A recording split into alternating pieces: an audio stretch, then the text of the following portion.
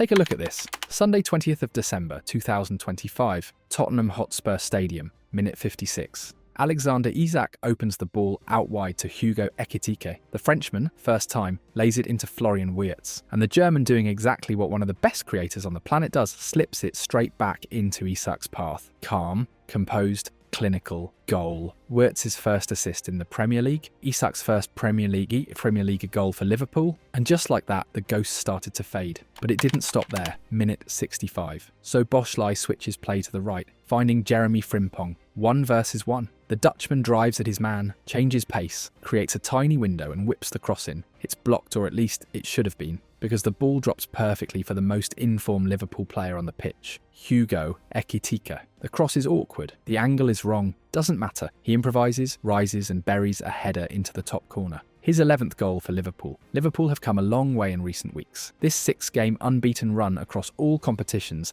has silenced the talk of crisis at Anfield and eased the pressure on Arne Slot. And losing 4 league games in a row for Brentford would be a disaster.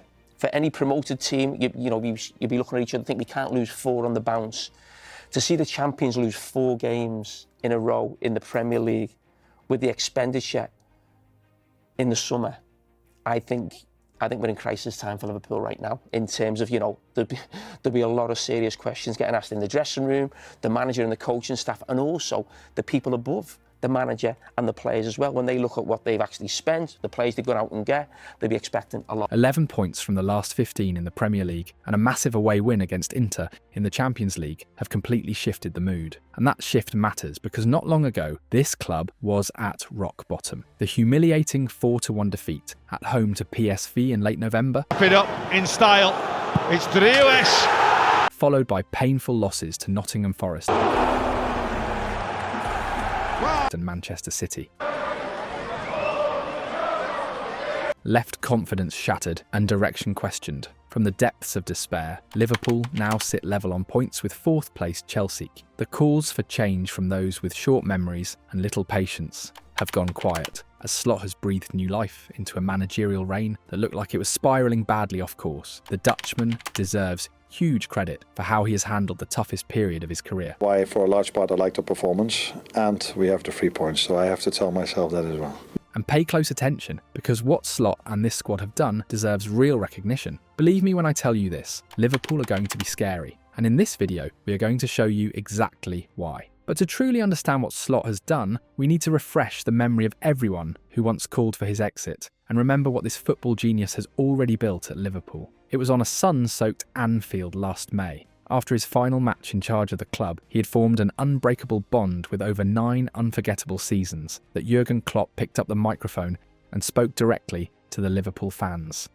The football you are able to play, it's absolutely ridiculous. I can't wait watching you developing, making the next steps, becoming third. I don't even know yet who became champion.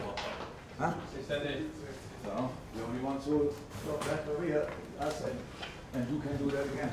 The departure of the man who delivered Liverpool's first Premier League title. Slick from Liverpool, special from Liverpool. A UEFA Champions League. Raised in there, Origi with a chance! An FA Cup.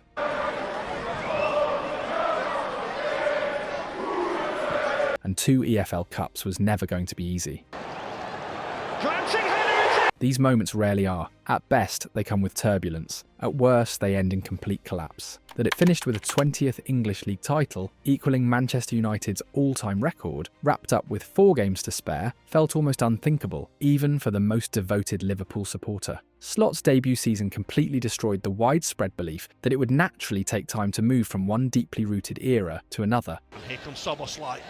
And Davies got a toe, but not in. But at least one person got it right. Change is good, Klopp insisted on the Anfield pitch that final day. Almost a year later, nobody doubts that statement. Slot, then Feyenoord head coach, was identified as a figure who would not radically drift away from Klopp's ideas, allowing players to keep the relationships and automatisms they had built over years. An unbeaten pre-season was followed by 3 straight league wins, including a 3-0 victory away at fierce rivals Manchester United, a perfect start to life in the Premier League. But the honeymoon ended quickly. A Nuno Espirito Santo tactical masterclass led to a 1-0 Nottingham Forest win at Anfield. It is a big setback, Slot said in a short post-match press conference. difference, a big disappointment. What he did not know was that Liverpool would not lose again for almost 4 months, a run of 24 matches in all competitions. When it came to preserving Klopp's on-pitch identity, Slot stayed true to his word. The high-octane 4-3-3 was replaced by a slightly more controlled 4-2-3-1. The double pivots in midfield was one of the key changes. Ryan Gravenberch, usually used as a number 8 under Klopp, was moved deeper as a number 6 and flourished in the opening months. He became one of 3 ever-presents, alongside Mohamed Salah and Virgil van Dijk, to start every Premier League match that season. A more traditional number 10 was deployed behind the striker, sometimes Curtis Jones, more often Dominik Szoboszlai. Szoboszlai, the one obvious target. It is Dominik Szoboszlai! By the time reigning champions Manchester City arrived at Anfield in early December, Slot had guided Liverpool to 17 wins from his first 19 matches in all competitions. In a game expected to shape the title race, Liverpool exploded out of the blocks and suffocated City for 35 breathtaking minutes. It took Pep Guardiola's side 39 minutes to register a shot, their longest wait in a Premier League match since 2010. Goals from Cody Gakpo and Salah sealed a 2-0 win that could have been far heavier. Domestic success was mirrored in Europe. 7 wins from 7 Champions League matches guaranteed Liverpool top seed qualification. A comeback at AC Milan was Counter-attack, and Gakpo, and Szoboszlai is there! Followed by victories over Bologna, Salah's looking to do it on his own! Red Bull Leipzig, Yes. Salah! Liverpool goal! and Bayer Leverkusen. Oh, what a ball! Luis Diaz! Oh! Before the visit of Real Madrid. Switching back to a 4-3-3, Liverpool controlled the match, then followed Slot's half-time message to be more patient and let spaces appear. Alexis Mac Allister and Gakpo struck after the break in a famous night that saw Conor Bradley shine at right back. In the second half of the season, Slot finally tasted defeat. Liverpool were eliminated by PSG Nunez, Gigio saved from Curtis Jones, and beaten by Newcastle United in the EFL Cup final.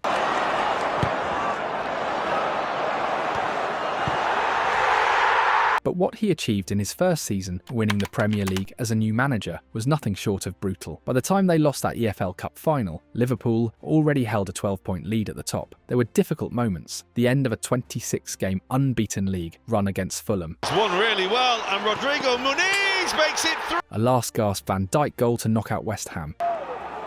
Mac Allister takes again.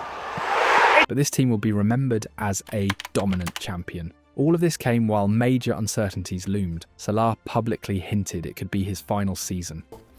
Coming back here it's my last year in the club, so you want to do something special for the city. That wasn't the thing in my head.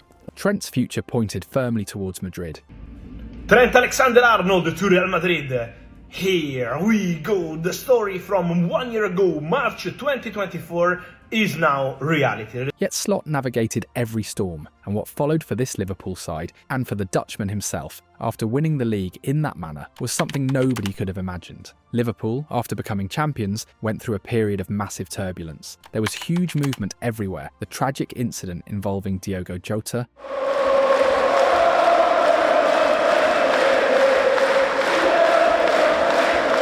the departures of Luis Diaz, Trent Alexander-Arnold and Darwin Nunez. And on top of that, Liverpool quite literally split the transfer market in half. They broke it twice. £116 million for Florian Wirtz, £125 million for Alexander Isak. As if that wasn't enough, Arne Slot also brought in Jeremy Frimpong, Milos Kirkiz, Giovanni Leoni and Hugo Ekitike, spending a total of £450 million, a figure that would have been even higher if the Mark Guehi deal had gone through. Historical records were smashed across the Premier League. This had never been seen before, and the season began exactly how everyone expected. Liverpool flying 7 wins in a row.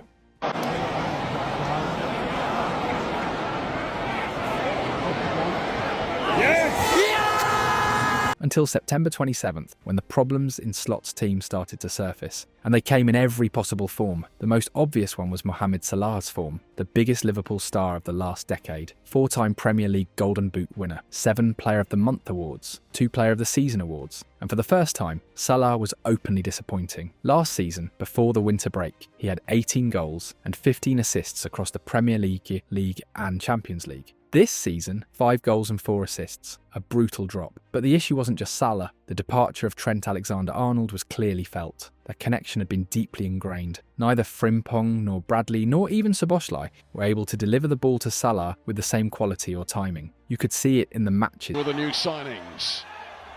Missed by Dorku. Salah! Salah was less involved, less connected to the game. Then came the controversy. I'm very, very disappointed, to be fair. I have done so much for this club. Everybody can see that during the years and especially last season. Sitting on the bench, I don't know why. Seems like a club is throwing me under the bus. That's how. Salah's unfortunate public comments created tension inside the squad. Slot stepped in. The only one who can answer that question is Mo himself, so I can guess, but I don't think that's the right thing to do in this moment of time. So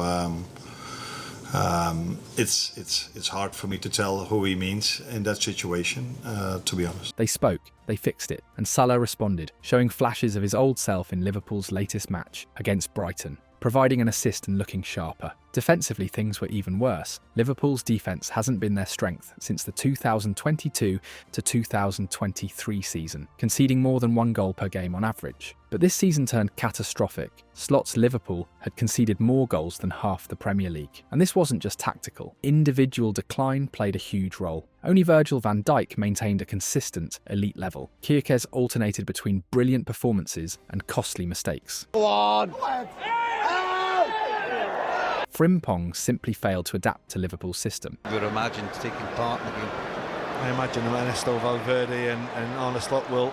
There were no reliable alternatives. Conor Bradley and Andrew Robertson struggled for form, while Szoboszlai remained at heart an attacking midfielder. The biggest disappointment was Ibrahima Konate. It's hard to say what affected him more, a loss of form or too much time learning Spanish on Duolingo. What's clear is that he looked like a shadow of last season's version, producing a run of shocking errors. The centre-back situation made things even worse. The failed late move for Mark Guéhi left Liverpool short. Just 3 senior centre-backs ready for top-level football, plus 18-year-old Giovanni Leoni, whose experience was limited to 17 Serie A matches. Leoni actually impressed on debut and then suffered a cruciate ligament injury in the same match. His season was over. There was also the slow adaptation of new signings. Liverpool's transfer window was colossal, but genuinely, the only undisputed success so far has been Hugo Ekitike, 11 goals and 1 assist. That's the return. Florian Wirtz and Alexander Isak finally connected, combining for a brilliant goal, Wirtz assisting Isak, their first direct impact together in a Liverpool shirt. But the joy was short-lived. Isak was injured in the same action. Still, there were positive signs, especially from Florian Wirtz, one of the league's leaders in off-the-ball movement and final third runs, the Premier League player who has created the most chances across all competitions. And he still shows flashes of genius, the same brilliance he displayed at Bayer Leverkusen, whether against Real Madrid or in moments of magic versus Chelsea. 2 other heavy blows cannot be ignored. The tragic loss of Diogo Jota deeply affected both the footballing side and the emotional core of the squad, and the departure of Luis Diaz, without a natural replacement, robbed Liverpool of pace, depth and attacking punch. This is what Arne Slot had to face, all of it, and the accumulation of these circumstances triggered a collapse. From September 27th onwards, Liverpool lost 2-1 to Crystal Palace in the league, 1-0 to Galatasaray in the Champions League, 2-1 to Chelsea, 2-1 to Manchester United at Anfield, 3-2 to Brentford, were demolished 3-0 by Crystal Palace in the EFL Cup, then hit rock bottom, a 3-0 loss to Manchester City, another 3-0 defeat to Nottingham Forest, a humiliating 4-1 loss to PSV. At that lowest point, when there seemed to be no hope left for Slot, Liverpool had lost 8 of their last 12 matches, 9 defeats, only 3 wins, 27 goals conceded. It felt like this ship would never straighten itself. But on November 20th, Arne Slot did what had to be done. Unbeaten stretch, something to build on for Liverpool. And the truth is that Arne Slot really dragged this team out of a very dark place. And there are many reasons to believe that in the short and medium term,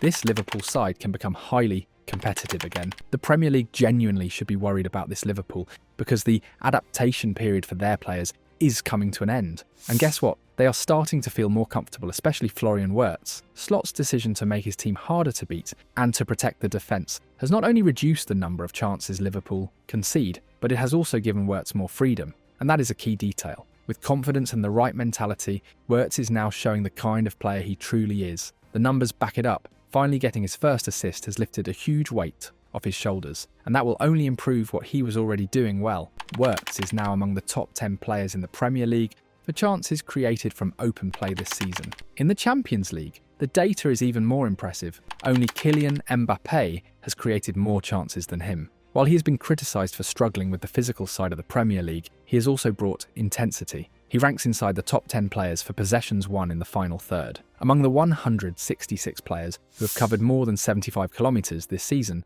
Wirtz is inside the top 6 for total distance covered and high-intensity sprints per 90 minutes. Energy has never been the issue. His off-ball movement is outstanding. His teammates do not always find those runs yet because they are still adapting to having a very different type of player in those spaces. Wirtz thrives on quick combinations, wall passes, short exchanges, but the ball does not always come back to him. He also has to deal with a lack of space, especially in the number 10 role. According to Genius IQ data, Wirtz's average availability time to receive a pass is just 0.81 seconds, the 5th lowest in the Premier League among players who have received over 1,000 passes. And yet, he keeps creating. His quality is obvious to anyone who actually watches the game, instead of judging only the headline numbers. Wirtz already has 6 assists this season, and he could easily have double that. It is not his fault if teammates miss chances. Match by match, he is feeling better, and it is clear why. If Wirtz improves, Liverpool improve, and Wirtz is not the only signing that has started to click. Hugo Ekitike is absolutely on fire.